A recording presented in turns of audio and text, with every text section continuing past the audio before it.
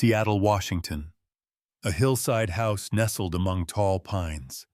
It belongs to Madeline Voss, 33, a leading AI designer in the field of elderly care technology. She used to live alone until 9 months ago, when she adopted Avery, a quiet 9-year-old girl with big eyes and a habit of watching more than speaking. Madeline wasn't cold, just used to a world of systems code and structure. In her world, mistakes were debugged, and emotions were tucked away in neat categories. Avery was none of that. She dreamed strange dreams. She noticed things. She had instincts and fears. That afternoon, rain fell gently outside. Madeline sat in the library, focused on the final code deployment for her AI project, one that had just won her the largest federal grant of her career. Her coffee had gone cold. Her fingers typed rapidly. She didn't hear the soft footsteps. Avery stood in the doorway, silent as always. Madeline didn't turn. "What is it, Avery?" No answer. "Are you hungry?" Still nothing. Then a whisper, barely audible. "Maddie, someone's watching you through the glass." Madeline's hands froze.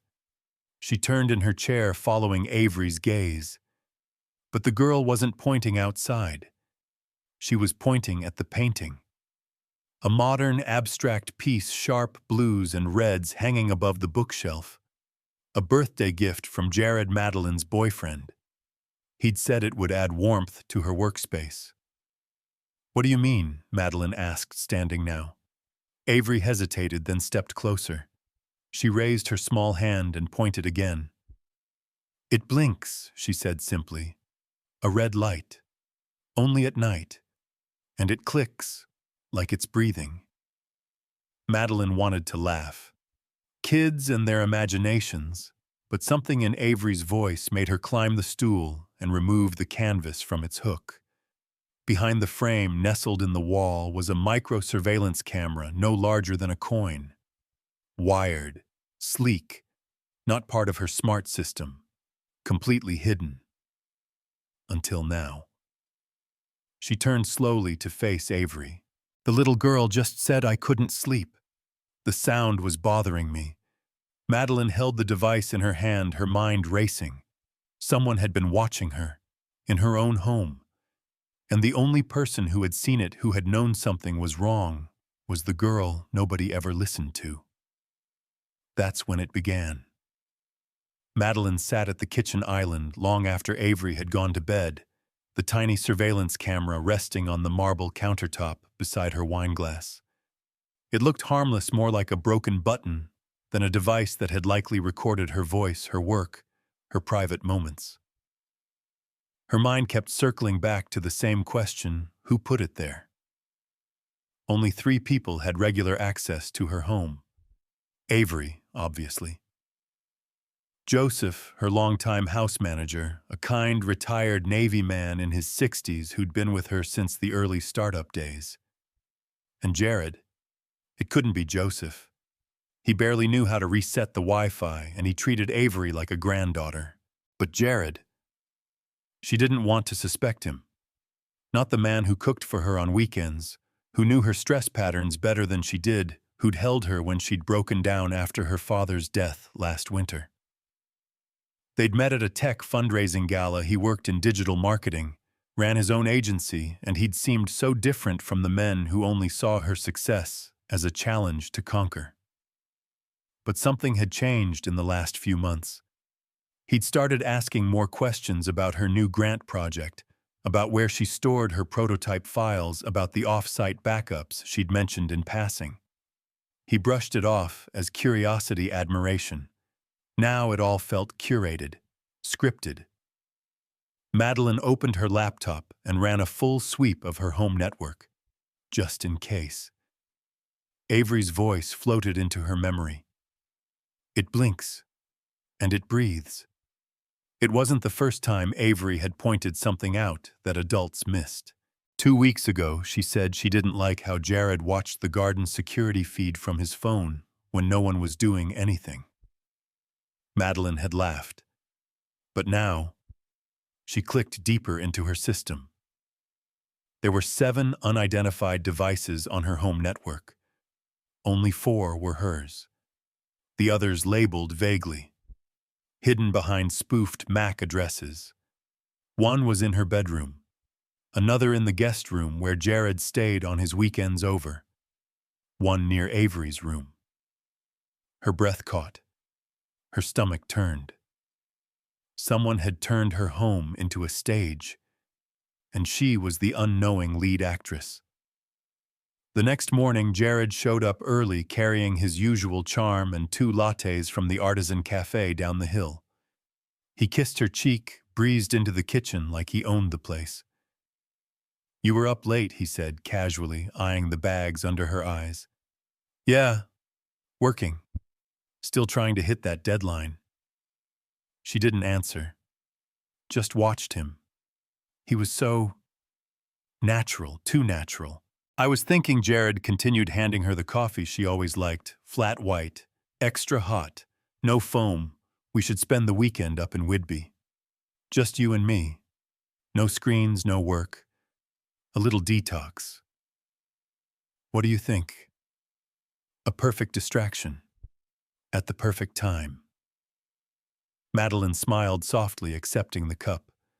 But inside her mind was calculating, reviewing signal maps, reviewing intentions.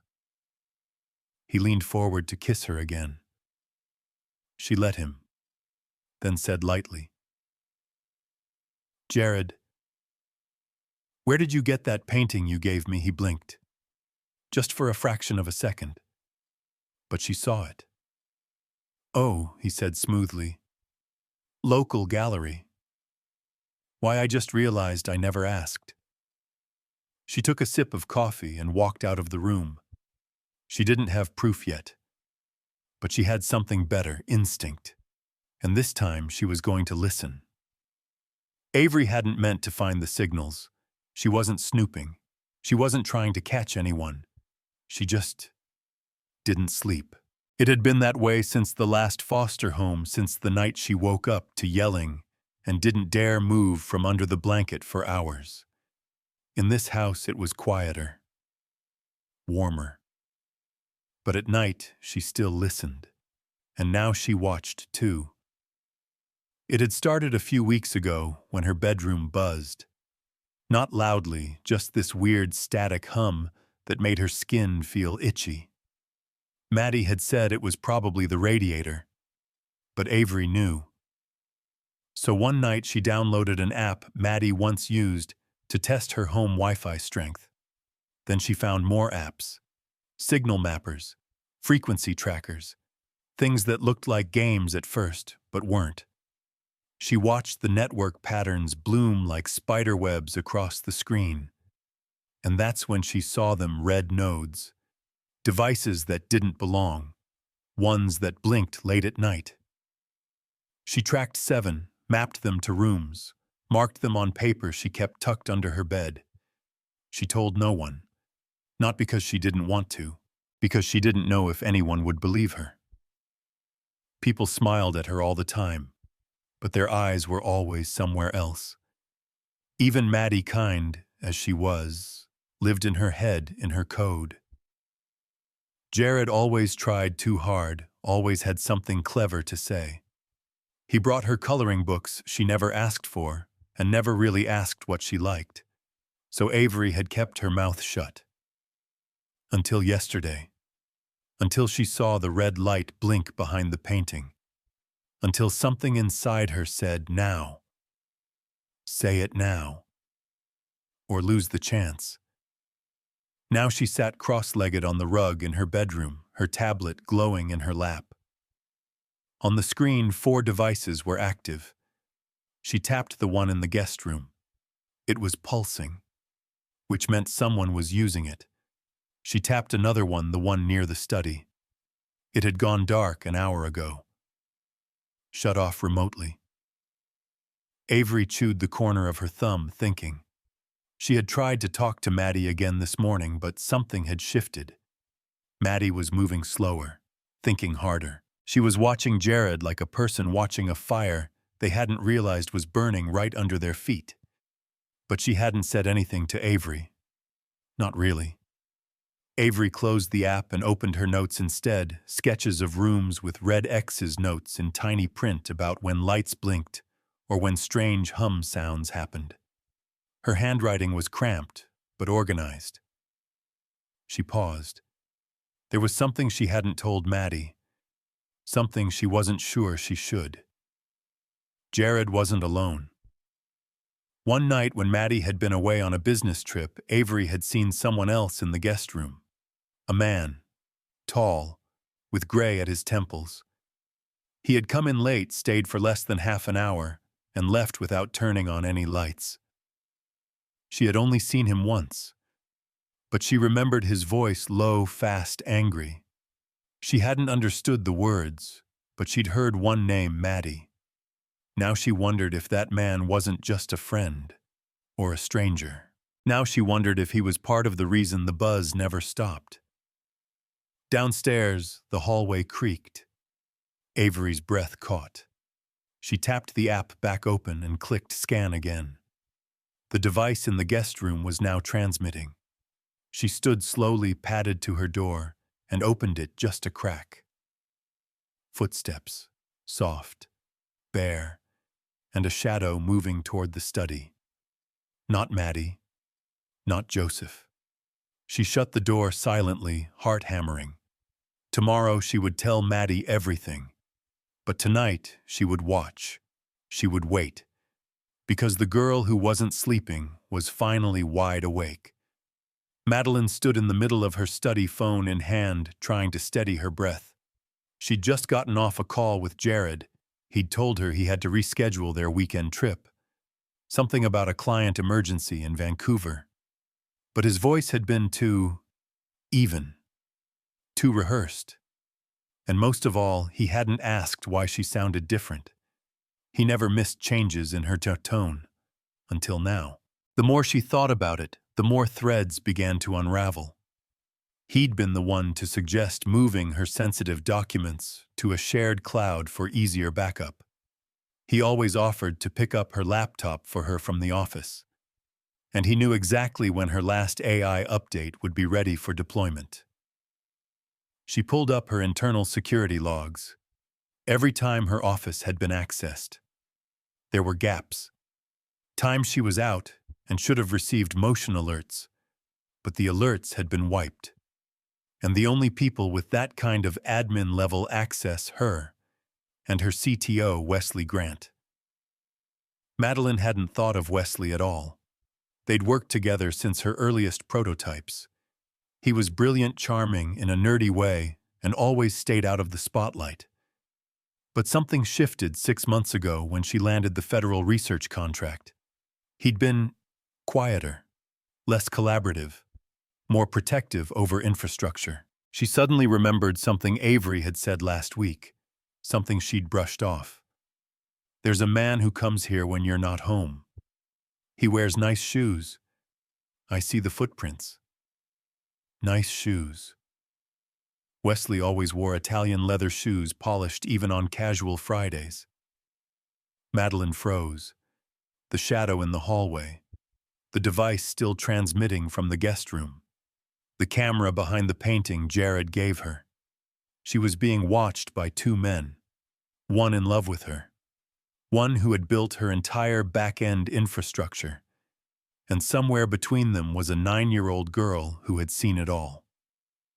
Later that afternoon, Avery was waiting for her in the greenhouse, drawing in one of the sketchbooks Madeline had given her last Christmas. Madeline sat beside her, not speaking for a moment, just listening to the sound of pencil against paper.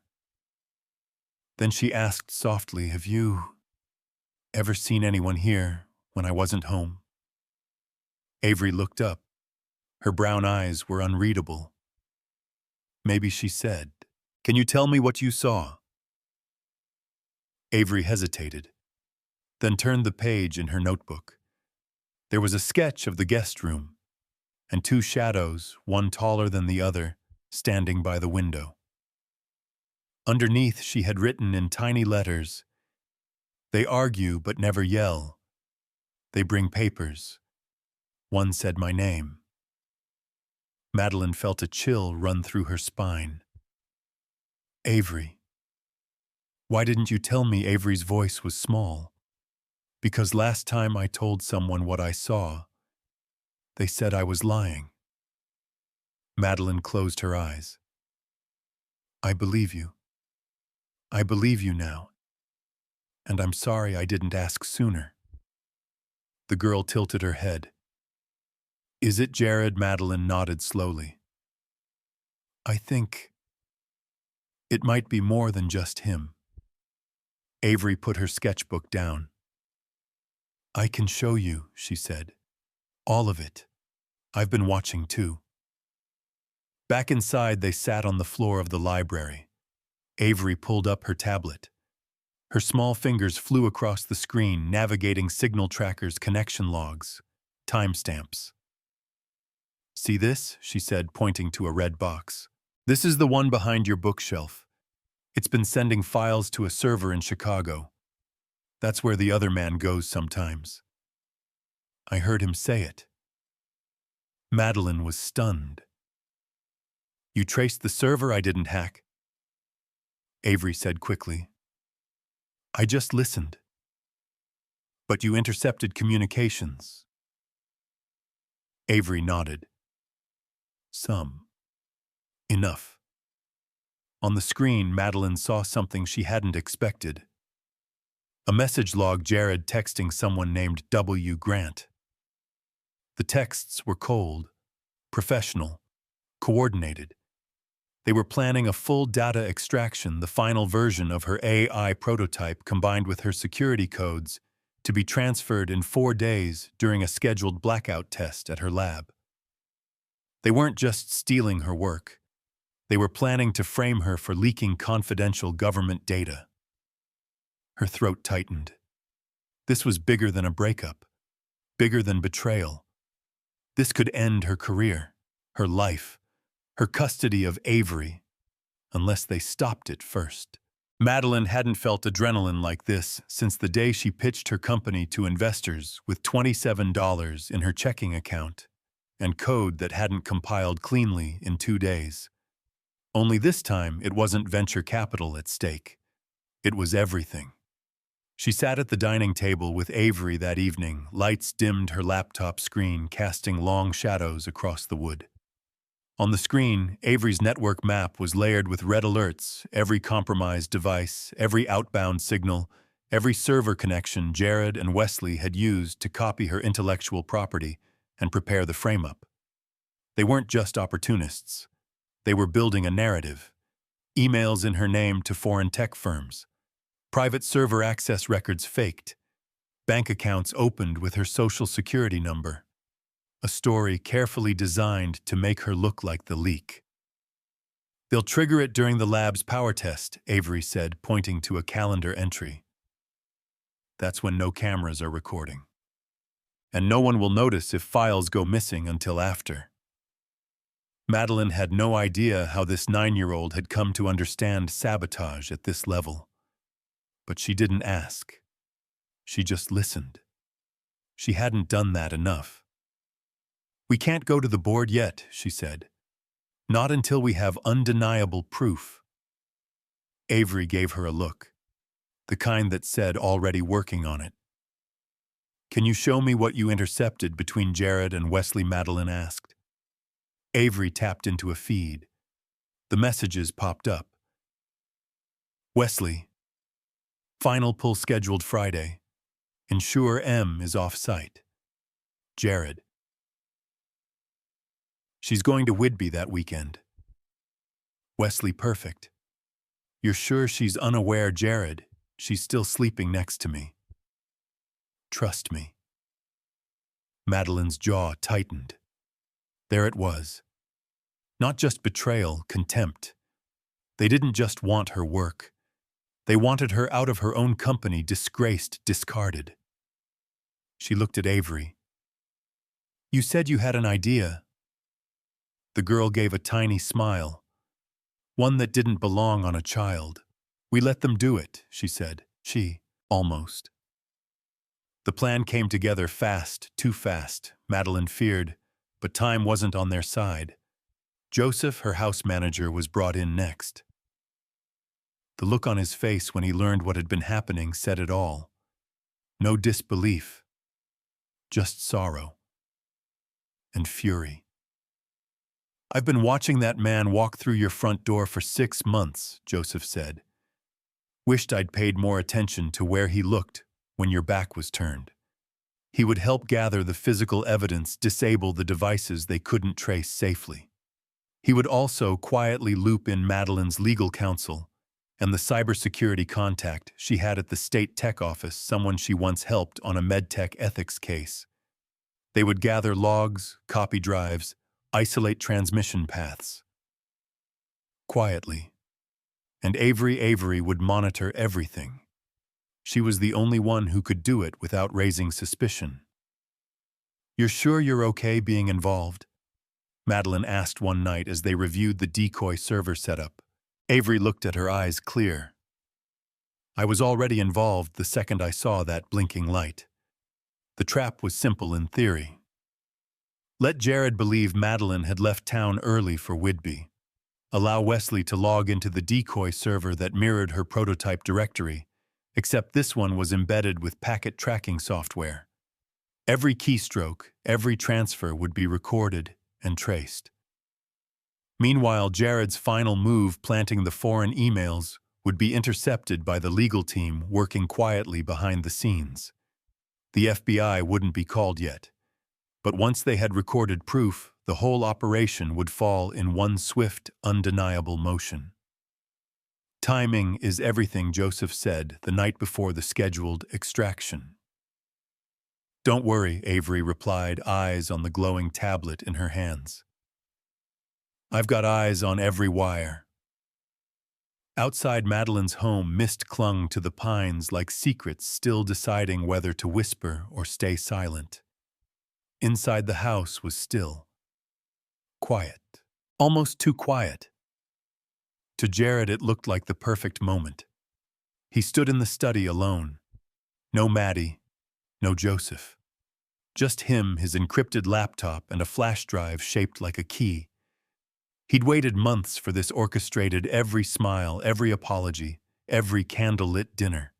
She was supposed to be in Whidbey. Her calendar said so. She'd even kissed him goodbye at the door that morning.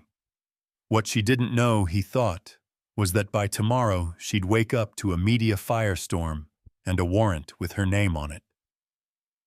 He plugged in the drive and began copying files from her prototype directory, not knowing he was inside a decoy, not knowing that every byte he moved lit up a silent alert on a secure line.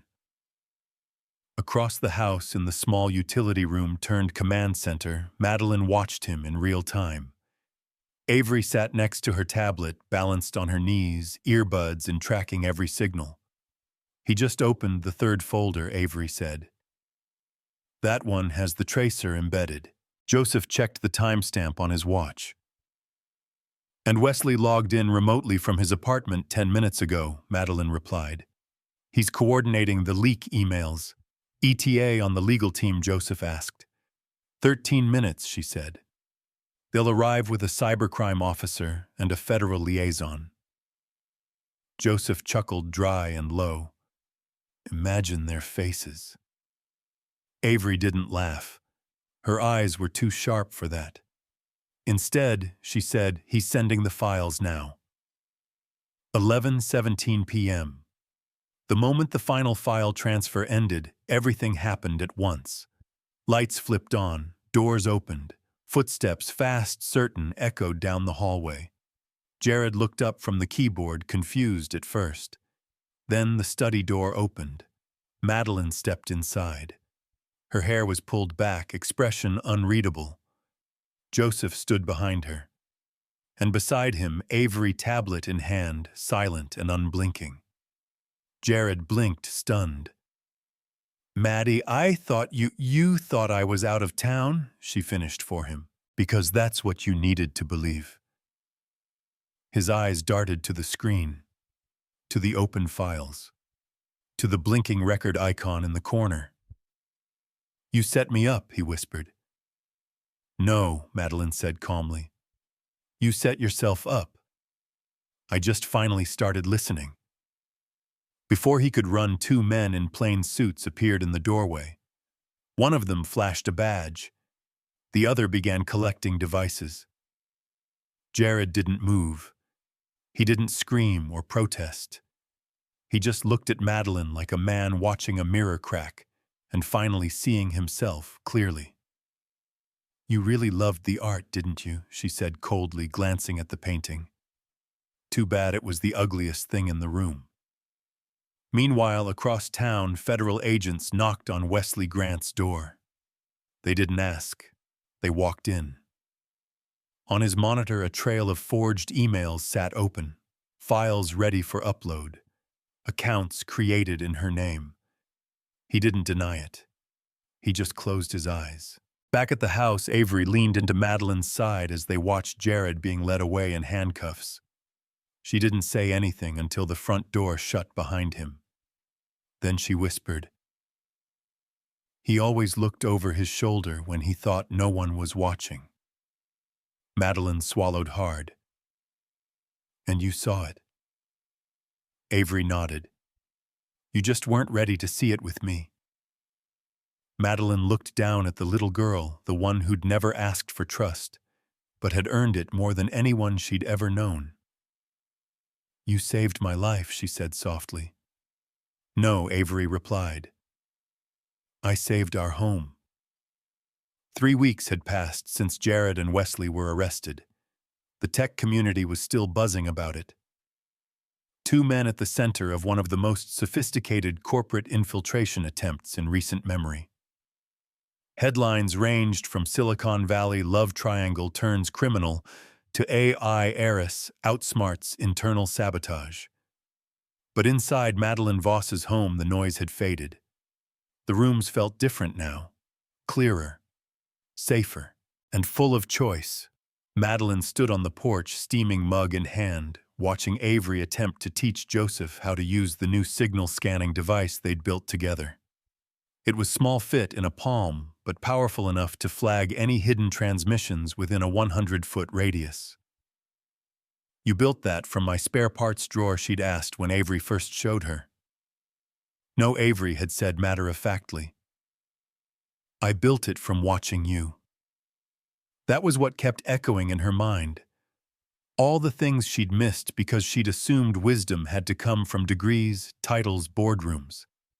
But it had been beside her all along, drawing in silence, listening in corners, refusing to sleep. That afternoon, a courier arrived with a small envelope from Washington, D.C. Inside, a letter from the Cybercrime Task Force formally thanked Avery Voss for her role in exposing a coordinated digital espionage effort. It stated she would be recognized with a civilian commendation for her technical insight and bravery, one of the youngest recipients in the history of the division. Madeline brought it to Avery, who was curled up reading in the greenhouse. "I think someone wants to talk to you," she said, handing it over. Avery read it, then reread it.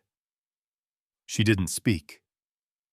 Finally, she said, "They believe me." Madeline crouched beside her. "They do, but more importantly, I do. And I always will." That night they sat in the living room together, lights low, cocoa steaming in mugs neither of them touched. Madeline cleared her throat.